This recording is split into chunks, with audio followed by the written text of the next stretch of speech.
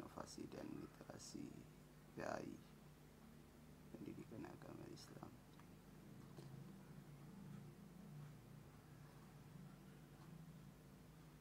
Di sini saya akan presentasikan tentang bagaimana melaksanakan pendidikan berbasis praktek. Jadi pada dasarnya kita berbicara tentang pendidikan, hal terpenting yang perlu kita ketahui adalah bagaimana manusianya. Di sini saya memaparkan beberapa definisi mengenai manusia dalam pendidikan yang juga menjadi dasar daripada inovasi dalam pembelajaran berbasis praktik ini. Yang pertama, mengenai manusia dipahami sebagai makhluk yang berakal. Ini merupakan definisi filosofinya. Dan manusia lahir dengan fitrah, ini sering dikaitkan dengan Islam.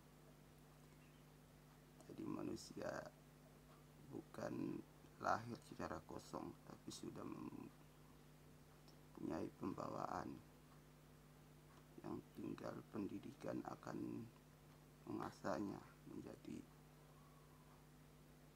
hal yang dapat berguna.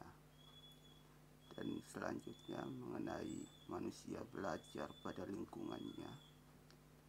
Hal ini didasarkan bahwa manusia sebenarnya dalam keadaan putih, kosong, tidak mempunyai pengalaman, ilmu pengetahuan dan pembawaan lain-lain, tapi dia hasil dari hubungannya sama lingkungan. Itulah yang membuat dia punya pengalaman, pengetahuan dan lain-lain. Dan yang terakhir yaitu manusia melakukan sesuatu karena instruksi akalnya. Ini sering dikaitkan dengan idealisme, yaitu akal mendahului suatu perbuatan. Perbuatan manusia diintervensi oleh akalnya atau ilmunya. Jadi semakin banyak ilmunya, semakin mempengaruhi perbuatannya. Ini sering dikaitkan sama idealisme. Jadi inilah yang mendasari bagaimana kita merumuskan pembelajaran berbasis praktek. Tujuannya yaitu memberikan pengalaman, keahlian dan pengetahuan baru melalui pembelajaran berbasis praktek langsung. Teorinya yang digunakan untuk rumuskan ini yaitu manusia belajar secara langsung dengan kehidupannya.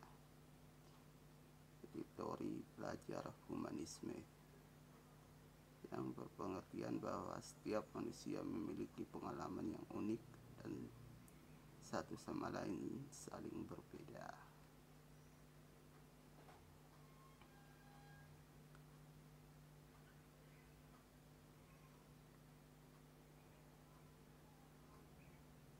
Dengan itu, pembelajaran berbasis praktek diharapkan memiliki beberapa manfaat, yaitu siswa memiliki pengalaman yang berbeda dan dirasakan secara langsung dalam kehidupannya. Siswa belajar memecahkan masalah yang dihadapi. Siswa belajar membuat perencanaan dan terlibat dalam membuat perencanaan pembelajaran.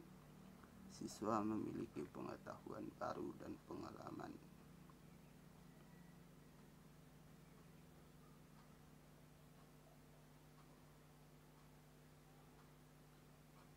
Contoh prakteknya dalam hal tanam-menanam dikaitkan bisa dari pembelajaran PAI, matematika, IPS, dan IPA. Misalnya kita ambil dari PAI, menumbuhkan karakter kejujuran siswa, yaitu di mana setiap tindakannya selalu dilihat oleh tuannya. Ini merupakan salah satu pembelajaran bahwa kejujuran itu penting.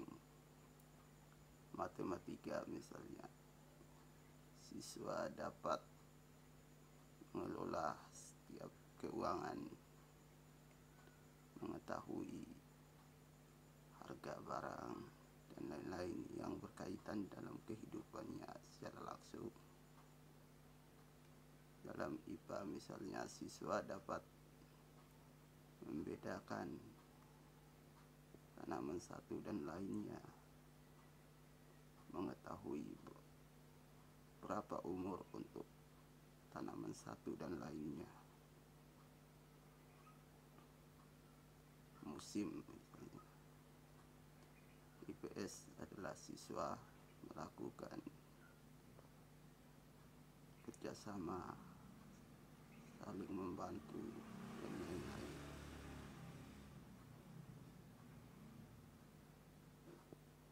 Sekian, terima kasih. Video dari saya, Muhammad Adi Iswandi. Assalamualaikum warahmatullahi wabarakatuh.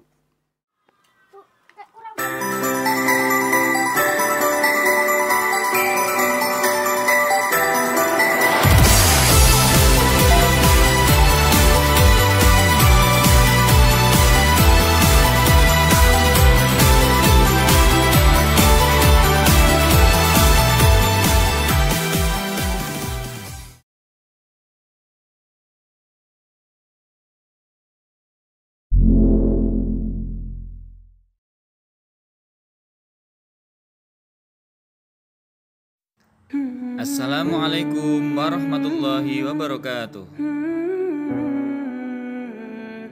Pada kesempatan kali ini, Pak Guru akan menampilkan dan memberikan pelajaran tentang bab kelima, yaitu bab tentang keteladanan Nabi Ayub alaihissalam.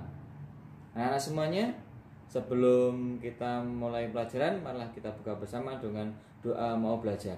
Bismillahirrahmanirrahim. Raditu billahi rabba wa bil islami dina wa bi muhammadin nabiyya wa rasula. Rabbi zidni ilma warzuqni fahma. Rabbi shrahli sadri wa yassirli amri wahlul 'uqdatam min lisani yafqahu qawli. Amin.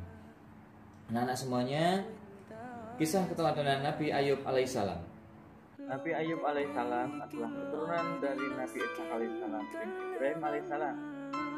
Sedangkan dari garis ibunya, Nabi Ayub alaihissalam adalah keturunan Nabi Lut. Beliau menikah dengan Ibu Rahmah, putra dari Afrayim, putra Nabi Yusuf alaihissalam. Nabi Ayub alaihissalam adalah nabi yang pandai, berakhlak mulia, dan bijaksana. Beliau juga seorang nabi yang kaya raya dan mempunyai banyak binatang ternak. Beliau dikaruniai putra dan putri yang banyak dan solih-solihah. Meskipun kaya raya, Nabi Ayub alaihissalam dikenal sebagai seorang yang dermawan. Beliau selalu menolong fakir miskin dan anak-anak yatim. Beliau juga tetap tekun beribadah. Kekayaan yang dimilikinya tidak membuat Nabi Ayub alaihissalam melupakan Allah Subhanahu wa Ta'ala. Beliau selalu beribadah sebagai bentuk dari rasa syukur kehadirat Allah Subhanahu wa Ta'ala.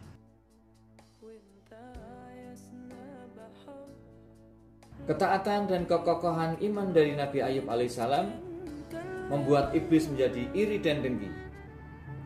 Iblis memohon kepada Allah Subhanahu wa Ta'ala agar memberikan ujian yang sangat berat kepada Nabi Ayub, dengan harapan Nabi Ayub akan goyah imannya, bahkan akan hilang imannya.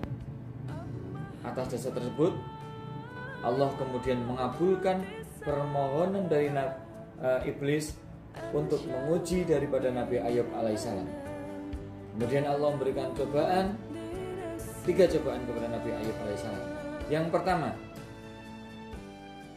Allah Subhanahu wa Ta'ala mengambil harta benda yang dimiliki oleh Nabi Ayub alaihissalam. Ujian ini diterimanya dengan sabar, ikhlas, dan tawakal. Nabi Ayub alaihissalam menyadari bahwa harta bendanya adalah milik Allah Subhanahu wa Ta'ala. Nabi Ayub alaihissalam tetap bersyukur dan beribadah kepada Allah Subhanahu wa Ta'ala. Cobaan kedua Allah Subhanahu wa Ta'ala kepada Nabi Ayub yaitu Allah Subhanahu wa taala mengambil anak-anak Nabi Ayub alaihissalam. Nabi Ayub alaihissalam menerimanya dengan sabar karena anak-anaknya adalah titipan Allah Subhanahu wa taala semata. Nabi Ayub alaihissalam tetap bersabar. Adapun yang ketiga, yaitu Allah Subhanahu wa taala memberikan penyakit kulit yang sangat parah kepada Nabi Ayub alaihissalam. Walaupun dengan kondisi demikian, beliau tetap beribadah seperti dalam keadaan sehat, bahkan bertambah tekun ibadahnya.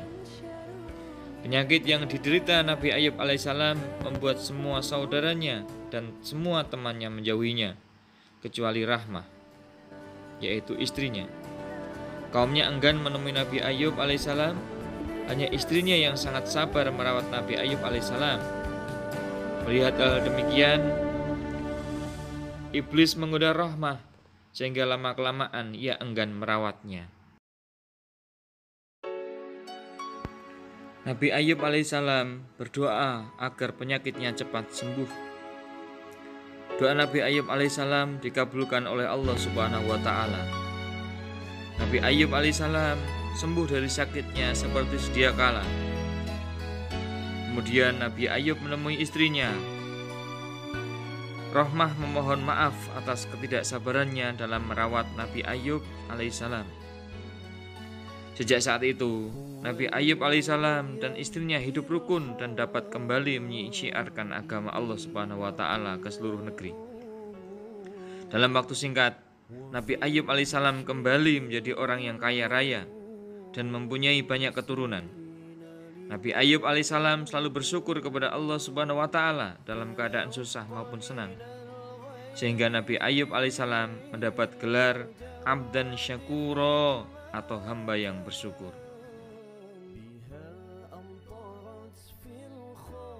Anak-anak semuanya, beberapa contoh perilaku sabar Nabi Ayub yang bisa kita teladani dalam kehidupan sehari-hari, yaitu 1. Sabar. Sabar dalam melaksanakan perintah Allah Subhanahu wa taala, misalnya sabar dalam belajar. Yang kedua, sabar dalam menjauhi larangan Allah Subhanahu wa taala, misalnya tidak mencontek saat ulang. Sabar yang ketiga, yaitu sabar dalam menghadapi musibah yang menimpa, misalnya sabar dalam keadaan sakit. Yang keempat adalah sabar dalam menghadapi kenikmatan, misalnya sabar dalam menggunakan harta yang dimiliki. Nah anak-anak, setelah tadi kita mendengarkan dan memperhatikan pelajaran keteladanan kisah daripada Nabi Ayub alaihissalam, marilah kita sekarang berlatih agar semua materi yang kita terima tadi dapat bernilai barokah. Marilah kita ada latihan sedikit dari Pak Guru. Yang pertama, kita akan menjawab ada 5 soal. Yang pertama, Nabi Ayub alaihissalam adalah seorang nabi yang mempunyai sifat. 2. Harta benda yang dimiliki oleh Nabi Ayub alaihissalam disedekahkan kepada. Soal yang ketiga, yang selalu merasa iri dengan ketaatan Nabi Ayub alaihissalam kepada Allah Subhanahu wa taala adalah.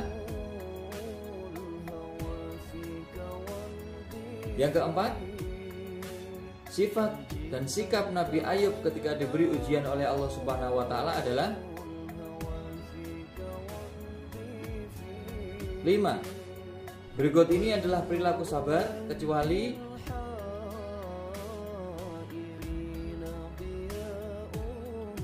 Nah, demikian anak-anak materi yang Bapak Guru sampaikan. Semoga saja kita dapat meneladani dari kisah-kisah Nabi Ayub alaihissalam. Tetap belajar di rumah, tetap menjalankan protokol kesehatan agar selalu sehat jiwa dan raga kita. Sampai jumpa anak-anak. Kita akan bertemu lagi dalam kesempatan yang berbeda. Marilah kita akhiri pembelajaran kali ini dengan doa kafaratul majlis. Bismillahirrahmanirrahim.